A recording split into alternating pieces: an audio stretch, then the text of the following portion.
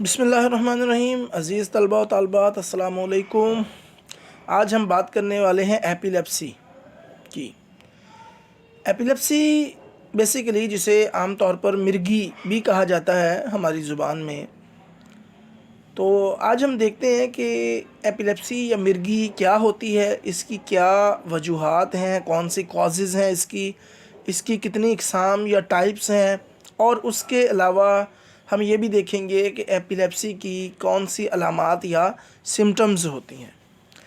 सबसे पहले तो मैं आपको बता दूं कि एपिलेप्सी की सबसे अहम सिम्टम जो है या प्रोमिनेंट जो अलामत है वो है दौरा पड़ना, जिसे हम फिट्स या सीज़र्स भी कहते हैं। वैसे तो दौरे या फिट्स या सीज़र्स और भी बहुत सारे डिसऑर्डर्स में पड़ते हैं, लेकिन एपिलेप्सी और दूसरे डिसऑर्डर के सीज़र्स में फ़र्क ये होता है कि एपिलेप्सी का जो दौरा है वो बार बार पड़ता है। अगर एक बार दौरा पड़ गया तो दूसरी बार अगर नहीं पड़ा तो that will be not epilepsy. लेकिन अगर बार बार दौरा पड़ रहा है तो फिर हम उसे एपिलेप्सी या मिर्गी कहेंगे। इसके अलावा भी बहुत सारी जो हैं वो इसमें डिफरेंसेस हैं, इनमें फ़र्क है एपिलेप्सी और दूसरे डिसऑर्डर्स के दौरों में, लेकिन हम ज़्यादा डिटेल में नहीं जाएंगे उसमें। हमारा जो मेन टॉपिक है वो एपिलेप्सी है। अच्छा जी, एपिलेप्सी का मर्ज़ जो है बेसिकली ये बहुत पुराना है। इससे पहले जब मेडिकल साइंस ने तरक्की नहीं की थी, जब लोगों के पास मेडिकल का नॉलेज नहीं था, तो एपिलेप्सी का के बारे में ख़्याल ये किया जाता था, उसके दौरे के बारे में। जब एपिलेप्सी का दौरा पड़ता था तो आम ख़्याल यही होता था कि ये कोई बदरू वग़ैरह का असर है जो जिस्म में दिमाग में घुस गई है और अपना असर दिखा रही है। जिस शख्स या मरीज़ को दौरा पड़ता था उसके बारे में लोगों का ख़्याल होता था कि उसने कोई गलत काम किया होगा, तो तभी उसको जो है वो इस तरह का जो है वो दौरा पड़ता है। उसके बाद या ये भी था कि जब किसी को दौरा पड़ता था तो लोग ये कहते थे कि इसको सज़ा दी जा रही है खुदा की तरफ से, क्योंकि इसके जो अमाल थे वो गलत थे या ये गलत काम करता था, तो इसको अल्लाह की तरफ से जो है या गॉड की तरफ से जो है सज़ा दी जा रही है। ये कंसेप्ट जो था वो मेडिकल साइंसेस की शुरुआत से पहले का था। फिर जैसे ही मेडिकल साइंस ट्रिगर हुई, इमर्ज हुई, उसमें रिसर्चेस शुरू हो गई, दिन ब दिन जो है वो रिसर्च नए रास्ते निकालती गई, तो आखिरकार साइंसदानों को पता ये चला कि बेसिकली ये जो एपिलेप्सी है ये कोई बदरू वगैरह का असर नहीं है, कोई गलत काम करने की सज़ा नहीं है गॉड की तरफ से, बल्कि असल में ये एक जिस्मानी बीमारी है या मेडिकल डिज़ीज़ है। जिस तरह दूसरे जिस्मानी अमराज होते हैं, इसी तरह एपिलेप्सी भी जो है वो एक मेडिकल डिज़ीज़ है। अब हम ये देख लेते हैं कि एपिलेप्सी का दौरा पड़ता क्यों है। असल में जब हमारे दिमाग में डिस्टर्बेंस होती है तो उस वक़्त एपिलेप्सी का जो है वो दौरा पड़ता है। अब इसकी वजह, इस डिसफंक्शनिंग या डिसऑर्डर की वजह, जो डिस्टर्बेंस हुई है दिमाग में, उसकी वजह क्या होगी? तो माय डियर स्टूडेंट्स, उसकी वजह होती है दिमाग में न्यूरॉन की डिसफंक्शनिंग। अब वो डिसफंक्शनिंग कैसे होती है? आप जानते हैं कि दिमाग में बिलियंस ट्रिलियंस न्यूरॉन जो है वो काम कर रहे होते हैं। न्यूरॉन का काम होता है सिग्नल या इन्फॉर्मेशन को अपने से अगले न्यूरॉन को मुंतकिल करना। जब आपने देखा होगा, जब कोई भी स्टिमुलस आता है तो एक सिग्नल, एक न्यूरॉन के पास इन्फॉर्मेशन आती है, वो इन्फॉर्मेशन जो पहला न्यूरॉन होता है वो दूसरे न्यूरॉन को पहुंचाता है, वो तीसरे को, चौथे को, पांचवें को, इसी तरह जो है वो इन्फॉर्मेशन चलती चलती न्यूरॉन्स के थ्रू, कितने ही न्यूरॉन्स जो है वो इसमें इन्वॉल्व हो जाते हैं और आहिस्ता आहिस्ता वो न्यूरॉन्स के थ्रू चलती चलती स्पाइनल कॉर्ड या ब्रेन तक चली जाती है। अब न्यूरॉन का काम है सिग्नल या इन्फॉर्मेशन को अपने से अगले न्यूरॉन में मुंतकिल करना, यू नो वेरी वेल। अब एपिलेप्सी में क्या होता है? जब न्यूरॉन अपने से अगले न्यूरॉन, जिसे हम पोस्ट साइनेप्टिक न्यूरॉन का नाम देते हैं, जो साइकोलॉजी के स्टूडेंट हैं उनको इजीली समझ आ जाएगी कि प्री साइनेप्टिक न्यूरॉन क्या होता है और पोस्ट साइनेप्टिक न्यूरॉन क्या होता है।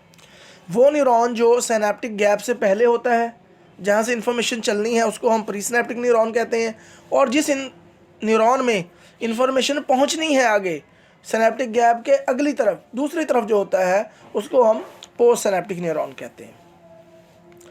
अब बेसिकली होता क्या है, सिग्नल एक पोस्ट सिनेप्टिक न्यूरॉन को जाने के बजाय कई सारे न्यूरॉन्स की तरफ चले जाते हैं।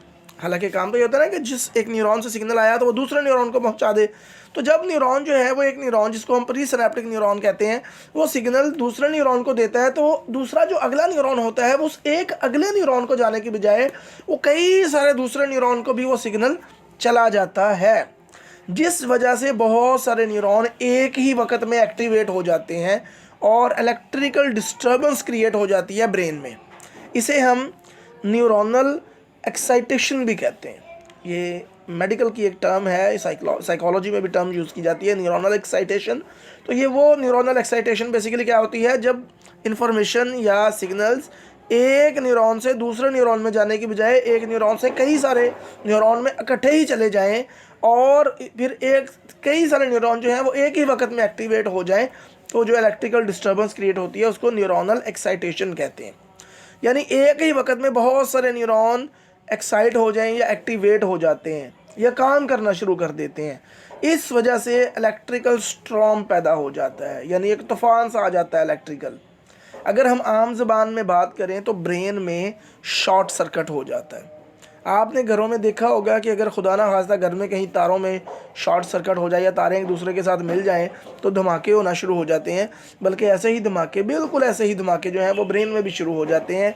ये तूफ़ान बहुत सारे ब्रेन के हिस्सों को इफ़ेक्ट करता है।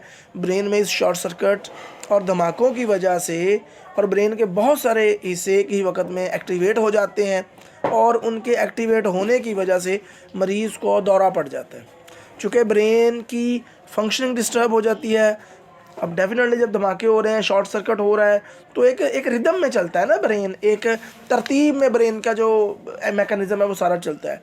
लेकिन अगर एक ही वक्त में बहुत सारे हिस्से एक्टिवेट हो जाएंगे तो फिर ब्रेन की फंक्शनिंग जो है वो डिस्टर्ब हो जाएगी और पेशेंट को जो है उसकी जो है ब्रेन की नॉर्मल एक्टिविटी है जो वो डिस्टर्ब हो गई, तो पेशेंट को उस वक्त जो है वो दौरा पड़ जाता है। अब हम बात करते हैं फिट्स या सीजर्स कितनी किस्म के होते हैं, यानी दौरे जो है वो होते कितनी किस्म के हैं। ये तो आपको समझ आ गई कि दौरा पड़ता क्यों है। दौरा इसलिए पड़ता है कि जब इंफॉर्मेशन एक न्यूरॉन से दूसरे न्यूरॉन में जाने के बजाय दूसरे कई सारे न्यूरॉन में चली जाती है तो दौरा पड़ जाता है। अब फिट्स और सीज़र होते कितनी किस्म के हैं। आमतौर पर सीज़र्स की दो बड़ी किस्में हैं, एक को हम पार्शियल सीज़र जबकि दूसरी को हम जनरलाइज्ड सीज़र कहते हैं। पार्शियल सीज़र को हम मज़ीद दो हिस्सों में, दो अक़साम में तकसीम करते हैं। एक को हम कहते हैं सिंपल पार्शियल सीज़र और जबकि दूसरे को हम कहते हैं कॉम्प्लेक्स पार्शियल सीज़र। अब सिंपल पार्शियल सीज़र और कॉम्प्लेक्स पार्शियल सीज़र में क्या फ़र्क होता है मैं थोड़ा सा आपको बता देता हूँ, फिर हम आगे चलते हैं। जब हमारे दिमाग में सिर्फ एक मखसूस एरिया में न्यूरॉन डिस्टर्ब होते हैं या दिमाग के किसी मखसूस हिस्से में शॉर्ट सर्किट होता है या धमाका होता है, तो उसके नतीजे में जो दौरा पड़ता है उसे हम सिंपल पार्शियल सीज़र कहते हैं। सिंपल पार्शियल सीज़र की तीन बड़ी अलामात हैं। इसमें मरीज़ की मेमोरी महफूज रहती है, यानी उसको चीज़ें याद रहती हैं। मरीज़ अवेयर होता है हर चीज़, यानी उसकी अवेयरनेस जो है वो डिस्टर्ब नहीं होती। और तीसरा जो मरीज़ का जो अलामत है पार्शियल सीज़र की, सिंपल पार्शियल सीज़र की, उसमें मरीज़ अपने कॉन्शियस स्टेट ऑफ माइंड में रहता है, यानी कि वो कॉन्शियस रहता है, उसको पता होता है कि मेरे इर्द गिर्द क्या चीज़ें हो रही हैं। अब आपने सिर्फ इतना याद रखना है कि अगर तीनों चीज़ें महफूज रहें, यानी उसकी मेमोरी, उसकी अवेयरनेस और उसका कॉन्शियसनेस, अगर तीनों चीज़ें महफूज रहें तो इस दौरे को हम सिंपल पार्शियल सीज़र कहेंगे। लेकिन अगर इन तीनों चीज़ों में से, यानी उसकी जो मेमोरी है, उसकी याददाश्त है, उसकी अवेयरनेस है, उसका जो कॉन्शियसनेस है, अगर तीनों चीज़ों में से कोई एक भी डिस्टर्ब हो गई या तीनों चीज़ों में से कोई एक में भी मसला आ गया तो फिर हम उसे कॉम्प्लेक्स पार्शियल सीज़र कहेंगे। यानी पार्शियल सीज़र की दो टाइप्स हैं। मैंने पहले तो बता दूं आपको कि दो किस्म के सीज़र होते हैं, पार्शियल सीज़र और जनरलाइज्ड सीज़र। पार्शियल सीज़र क्या होता है कि जब ब्रेन के किसी पूरे ब्रेन में नहीं बल्कि ब्रेन के किसी मखसूस हिस्से में इलेक्ट्रिकल स्ट्रॉम आए, तूफ़ान हो, न्यूरॉन की फंक्शनिंग डिस्टर्ब हो जाए, तो उस वक्त जो दौरा पड़ता है उसको हम कहते हैं पार्शियल सीज़र। पार्शियल सीज़र भी दो तरह की इकसाम होती हैं आगे। एक सिंपल पार्शियल सीजर, एक complex partial seizure. Simple partial seizure वो होता है जिसमें दौरे के दौरान मरीज़ की मेमोरी यानी उसकी याददाश्त, उसकी अवेयरनेस, उसका कॉन्शियसनेस यानी कि वो इर्द गिर्द की चीज़ों के बारे में उसकी जानकारी, वो देख रहा है कि क्या हो रहा है वगैरह, अगर वो डिस्टर्ब ना हो दौरे के दौरान तो हम उसको सिंपल पार्शियल सीजर कहेंगे। लेकिन अगर दौरे के दौरान इन तीनों चीज़ों में से यानी उसकी मेमोरी या याददाश्त, उसकी अवेयरनेस, उसकी कॉन्शियसनेस, अगर तीनों में से कोई एक चीज़ डिस्टर्ब हो जाए तो हम उसको कॉम्प्लेक्स पार्शियल सीजर कहेंगे। तो ये था आज तक का लेक्चर, यहाँ तक तो इंशाल्लाह इससे आगे जो है कि जनरलाइज्ड पार्शियल सीजर क्या होता है, जनरलाइज्ड पार्शियल सीजर की कितनी किस्में हैं उसके हम देखेंगे। उसके बाद एपिलेप्सी की कॉजेज़ भी देखेंगे और उसका ट्रीटमेंट भी देखेंगे इंशाल्लाह। वो हम अगले लेक्चर में 1-2 दिन बाद उसको दोबारा डिस्कस करेंगे। तो